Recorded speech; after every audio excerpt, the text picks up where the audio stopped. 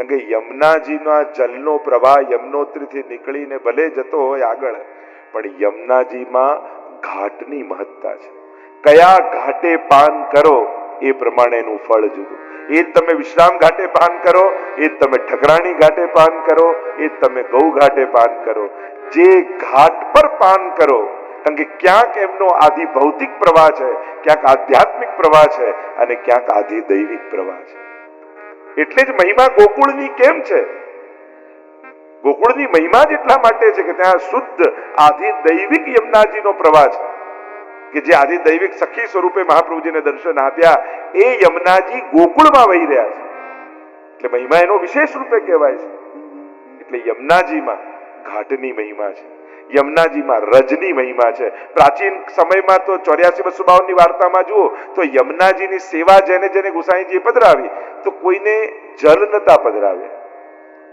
એ તો જલનો મહિમા પછી આપણે ત્યાં લોટીજી સ્વરૂપે સેવામાં બિરાજતા યમુનાજી થયા. પણ કિશોરીબાઈ આદિની વાર્તામાં જુઓ તો યમુનાજીના રજ અને એ સેવામાં પધરાવે છે. અને કાત્યાયની વ્રત સમય પણ તમે જુઓ, ગોપીજનો જ્યારે કાત્યાયની વ્રત કરે છે તો કાત્યાયની દેવી બનાવ્યા શેમાંથી? કે યમુના રજમાંથી. અને રજમાંથી બનાવ્યા, અને એટલા માટે નંદ ગોપ સુતમ દેહી પુત્ર પતિમ મે કુરુતે નમ, અને એ મંત્રનો પાઠ કરતા કરતા પ્રભુએ વચન આપ્યું કે તમારો મનોરથ શરદની રાત્રિમાં પૂરો થશે. તો એ યમુનાજી કયા હતા? તો કે રજ. એટલે યમુનાજી કેવલ જલમાં નથી, યમુનાજીના તટની રજમાં પણ શ્રી યમુનાજી બિરાજે છે. એટલે જ્યારે યમુનાજીના તટની રજના દર્શન થાય તો એ પણ યમુનાજી છે. તો યમુના પાન જ્યારે તમે કરો છો ત્યારે યમુનાજી સૌથી પહેલું અલૌકિક અને દિવ્ય તત્વ તમે પાન કરો છો, એમાં છે ઠાકોરજીની ચરણની રજ. પ્રભુના ચરણની રજનો મહિમા ખૂબ કહ્યું. રેણુર મધુર એટલે મધુરાષ્ટકમાં પણ કહ્યું ને. અને મધુર એટલે જે રસ કૃષ્ણમાં છે એ જ રસરૂપ રજ છે. એટલે કે યમુનાજી બે વસ્તુ આપે છે, રસ આપે છે ને રજ આપે છે. આ બંનેનું દાન યમુનાજી કરે છે.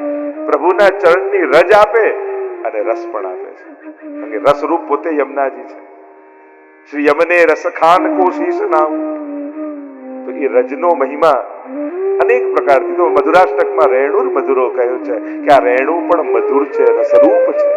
કારણ કે બે રજનો મહિમા બહુ વિશેષ રૂપે છે. બે સ્થાન કૃષ્ણ ભક્તિના વિશેષ સ્થાનો છે કે જ્યાં ઠાકોરજીની અખંડ હાજરી છે. એક છે યમુનાજીનો તટ અને બીજો છે ગિરિરાજજીની તરેટી. તટ અને તરેટી આ બંનેનો મહિમા છે.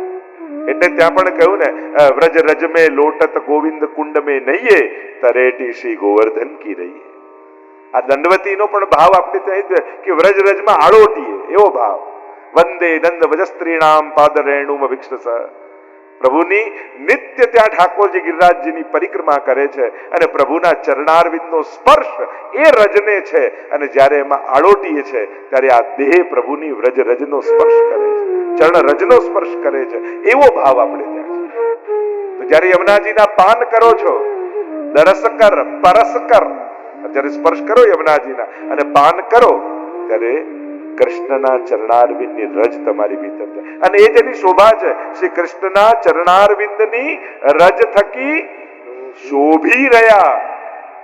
ત્યાં રજ દૂષણ નથી, આભૂષણ છે. બીજું, જ્યારે યમુના જલના તમે પાન કરો છો ત્યારે બીજું તત્વ તમને પ્રાપ્ત કરાવે છે યમુનાજી. એ છે યમોપી ન જાતું યમયાતના ભવતી તે પય. યમુનાજી તમને જળ નથી પીવડાવતા, પોતાના વાત્સલ્ય સભર પયનું પાન કરાવે છે. એટલે પોતે માં બને છે તમને પાન કરાવી. અને યમુના માં બને તો યમરાજા મામા થયા. આપણે જગ્યાએ માં મારે પણ મામા ન મારે. એટલે શનિદેવ અને યમરાજ આ બંને આપણા તો મામા કહેવાય, એટલે ચિંતા કરવી નહીં. શનિની દશા યમનાષ્ટક કરો. અહીંયા કહ્યું કથમોહંતિ દુષ્ટાનપી, મામા થાય તો મા મારે પણ મામા મારે. એટલે યમુનાજીનું જ્યારે આરાધન કરો છો ત્યારે એનો પણ પ્રભાવ નથી લાગતો. તો બીજું પયપાન કરાવે. ત્રીજું, જ્યારે યમુના જળના પાન કરો છો ત્યારે યમુનાજી ત્રીજું તત્વ આપે છે, સ્મર શ્રમ જલાણુ સકલ ગાત્ર જય સંગમ.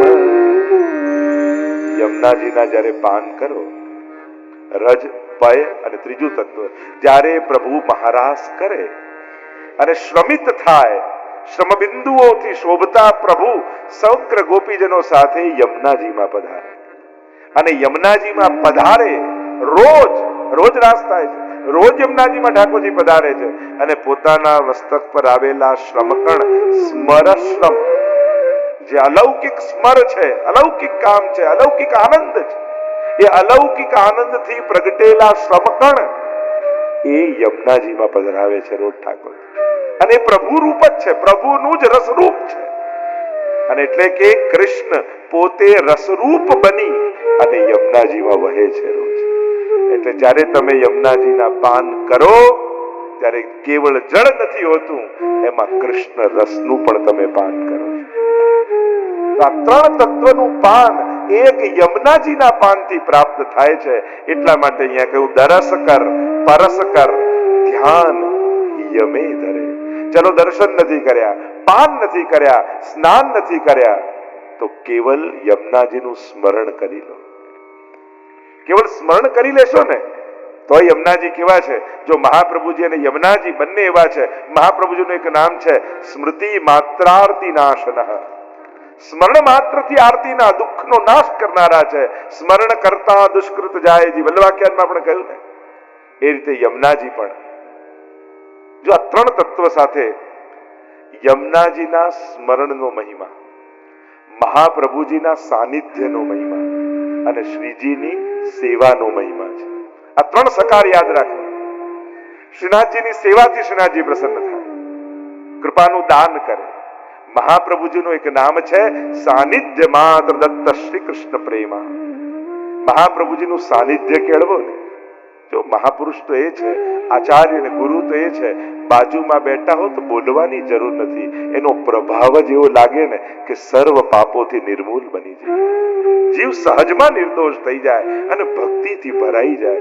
જેના સંગથી હૃદય ભગવત ભાવથી ભરાઈ જાય એ મહાપુરુષ જાણો કે એનું સાનિધ્ય જ આપણને ભક્તિ સભર કરી દે. કારણ કે આ એમનો પુરુષાર્થ નથી હોતો, આ એમનો પ્રભાવ હોય છે. જેમ કોઈ અગ્નિ પ્રગટતી હોય, એની બાજુમાં જઈને કોઈ તમારે ગરમી માંગવી પડે, નિકટ બેસો અગ્નિ તો ગરમી લાગે જ. એનો પુરુષાર્થ નથી, એનો પ્રભાવ છે. બરફની પાટ પડી હોય તો બાજુમાં જઈને એને કેવું પડે કે ઠંડક આપ, લાગે જ, એનો પ્રભાવ છે, પુરુષાર્થ નથી.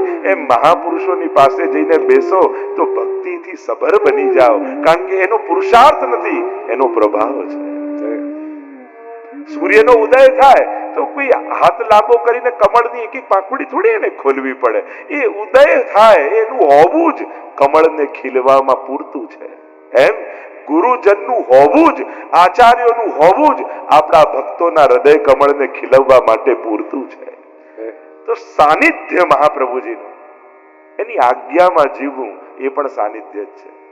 હું તો એટલું જ કહીશ, જીવનમાં પ્રશ્નો આવશે, ઘણા પ્રશ્નો આવશે જેના ઉત્તર આપણી પાસે નહીં હોય, પણ એક વ્યક્તિ બનીને સમાધાન કાઢવા જશો ને તો ક્લેશ અને ઉદ્વેગ થશે. પણ એક વૈષ્ણવ બનીને સમાધાન કાઢશો ને તો જીવનમાં શાંતિ આવશે. આવા સંજોગ આવે ત્યારે મહાપ્રભુજી શું એનો ઉપાય બતાવે છે. જ્યારે મહાપ્રભુજીની વાણીથી સમાધાન શોધશો ને તો જીવનમાં શાંતિ આવશે. સોળસ ગ્રંથ આદિમાં મહાપ્રભુએ કેટલા સુંદર વચનો આપણને કહ્યા છે. અને એટલા માટે દરેક વૈષ્ણવે પોતાના જીવનના પ્રશ્નોના ઉકેલ ગુરુના ઉપદેશથી કાઢવા જોઈએ. આવા સમયે જો મારા મહાપ્રભુજી હોય તો એ શું કરે, એ શું મને કહે, અને જ્યારે આ રીતે સમાધાન કાઢશો તો જીવનમાં શાંતિ આવશે. સંજોગોથી સુખી થવા કરતા